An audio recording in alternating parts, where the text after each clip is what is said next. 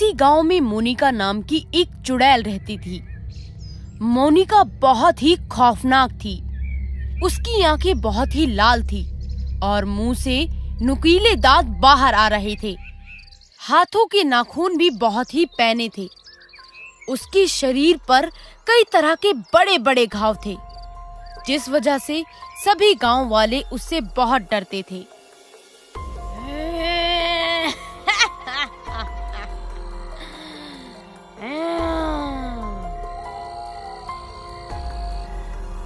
आज तो बहुत मजा आ गया। मैं इन गांव वालों को बहुत परेशान करूंगी। हे जी, अब ये क्या करेगी? पता नहीं कौन सी आफत लेकर आई है। आज तो कोई बाहर नहीं दिख रहा है। क्यों ना आज मैं सबको उनके घर में जाकर परेशान करूं। अरे भगवान, ये तो हमारे ही पास आ रही है। अंदर जो भी है बाहर आ जाओ। छुप कर कोई फायदा नहीं है। मुझे तो कुछ भी समझ में नहीं आ रहा।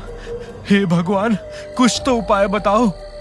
चुड़ैल सुनील और भारती को बात करते हुए सुन लेती है, जिसके बाद वो खिड़की के पास चली जाती है। तुम लोग यहाँ छुपे हुए हो? हाँ? तुम्हें क्या लगा मैं यहाँ से चली जाऊंगी? बहुत बड़ी गलती की है तुमने। चलो बाहर चलो। अरे चुड़ैल जी, हमें छोड़ दो। अगर बाहर नहीं आया तो बहुत कुछ बिगड़ेगा। चल बाहर आ। अरे किसी और को बुला लीजिए ना। तू बाहर आता है कि नहीं? आ रहा हूँ चुड़ैल जी, पर आप मुझे सही सलामत छोड़ देना। अच्छा हुआ तू बाहर आ गया। चल जल्दी चल, अब मेरे साथ खेल। बस लेकिन मुझे ज्यादा मत उछालना। देखते हैं। चुड़ैल सुनील के साथ खेलने लगी और उसे हवा में उछालने लगी। अरे बाप रे, अरे बाप रे, अरे बाप रे, चक्कर ही आ गए रे। बस अब मुझे छोड़ दीजिए चुड़ैल जी, मुझे ऊंचाइयों से बहुत ज्यादा डर लगता है।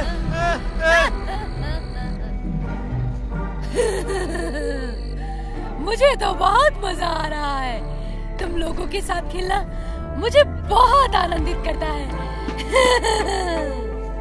चुड़ैल को गांव में आकर लोगों के साथ इसी तरह खेलना बहुत पसंद था। इसी बात से गांव वाले बहुत ही डरते थे। हाय राम, मैं तो मर गया। मेरा सर तो भयंकर तरीके से चकरा रहा है। हे भगवान, मर गया मैं तो। कल मैं फिर से आऊंगी। हे जी, आप ठीक तो है ना? नहीं नहीं, बिल्कुल ठीक हूँ। अरे बेवकूफ औरत, दिख नहीं रहा कि उस चुड़ैल ने मेरे साथ क्या किया है? आए, मुझे समझ नहीं आता कि ये किस किस्म की चुड़ैल है जो गांव में खेलने के लिए आती है। आए, मुझे तो डर है कि कहीं खेल खेल में ये चुड़ैल हमें खा ना जाए। अब तो मुझे भी यही लग रहा है। कल ही हमें गांव वालों से बात करनी पड़ेगी। कल तो उस चुड़ैल ने हद ही कर दी। उसने मुझे बहुत परेशान किया। लेकिन बेटा, मैंने इस बात पे गौर किया है कि वो चुड़ैल हमारा कोई नुकसान नहीं करती। अरे सरपंच जी, ये आप कैसी बातें कर रहे हैं? अगर उसका मन बदल गया और वो हमें मारने लग गई, तब हम क्या करेंगे? अरे तुम लोग खामखा ही डर रहे हो।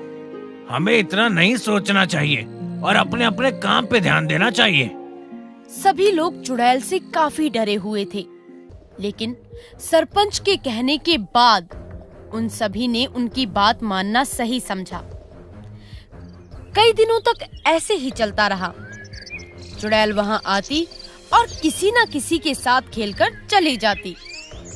लेकिन एक दिन अचानक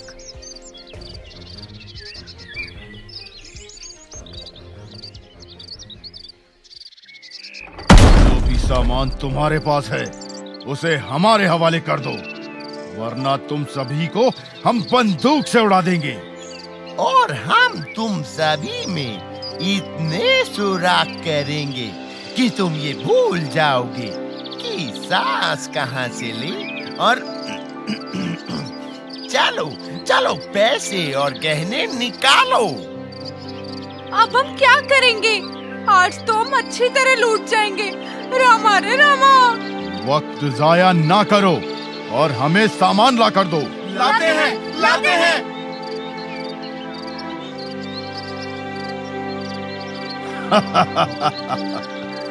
तुम लोग तो बहुत ही होशियार हो। चलो अब अपने गांव के बच्चों को हमारे हवाले करो। हम इन्हें भी हमारे जैसे बनाएंगे।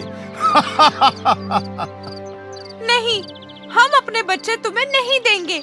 हम नहीं चाहते कि वो तुम्हारे जैसे बने। अच्छा, आपकी जुबान भी चलती है। रुको। बचाओ बचाओ, मर गई मैं तो। अरे कोई तो मेरी मदद करो।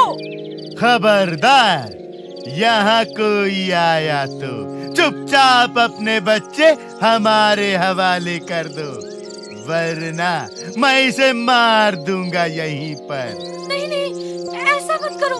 वैसे भी हमारे बच्चे बहुत ही छोटे हैं। कृपया करके उन्हें हमारे पास ही रहने दो। भारती को छोड़ दीजिए, इसके सिवा मेरा कोई भी नहीं है। इसलिए कह रहा हूँ, बच्चे हमारे हवाले कर दो, वरना भूल जाओ कि तुम्हारी कोई पत्नी भी थी। ऐसा मत कीजिए, कृपया करके हमें छोड़ दीजिए। इसका मतलब कि आप राजी नहीं होंगे। मैं सिर्फ 3 तक गिनूंगा। अगर आपने हमारा कहा नहीं माना तो मैं इस खातून को सुपुर्द खाक कर दूंगा।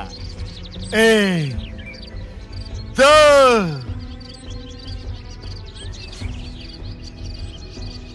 अरे मियाँ, ये कैसी आफत है?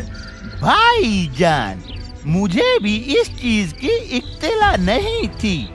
फौज के लोग तो देखे हैं, लेकिन एक डायन को फौज के लिबास में कभी नहीं देखा। मेरे पीछे डायन है? ये क्या बकवास कर रहे हो? अरे मैं तो मर गया। ये कैसे हो सकता है? मुझे पता था कि ये बहुत अच्छी है। इन सब का सामान वापस करो। बाकी तो तुम्हें पता ही चल गया है। मैं एक चुड़ैल हूँ। जी, हम सब आपके हवाले कर रहे हैं। ऊपर वाले के लिए हमें कुछ मत करना। हमें जाने दो, हमें बख्श दो। इतनी आसानी से नहीं।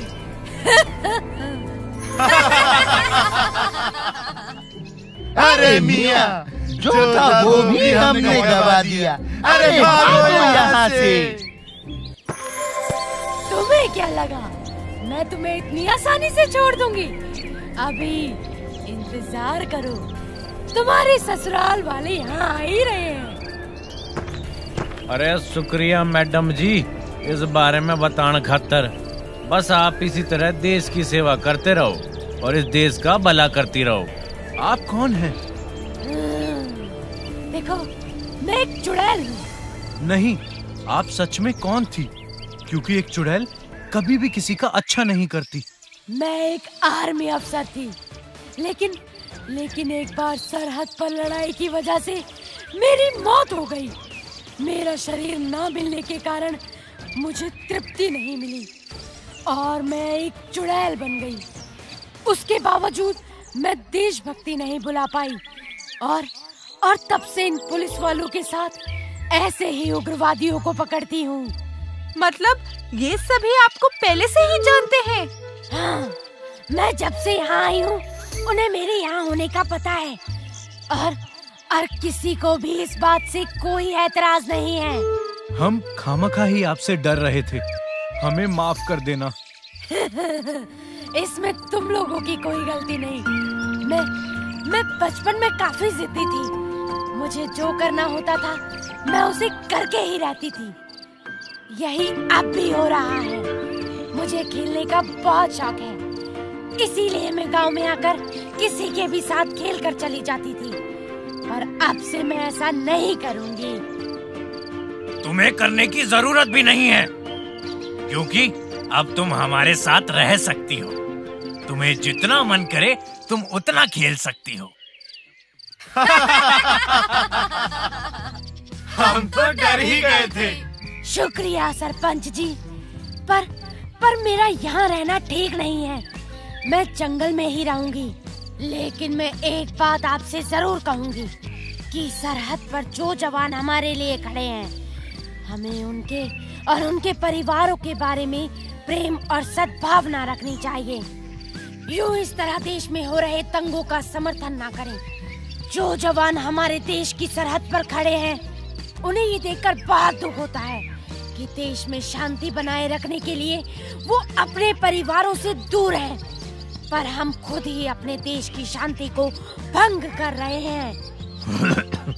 हाँ, और हम ये प्रण लेते हैं कि हम अपने देश के जवानों के त्याग को यूं ही जाया नहीं जाने देंगे। हम अपने देश में शांति बनाए रखेंगे और किसी भी अफवाह को सच समझकर अपना मानसिक संतुलन नहीं खोएंगे। हम भी प्रण लेते हैं। हेलो दोस्तों। हमें कमेंट्स करके जरूर बताएं कि आपको ये कहानी कैसी लगी। इस कहानी को लाइक जरूर करें और अपने दोस्तों के साथ शेयर भी करें। बाय।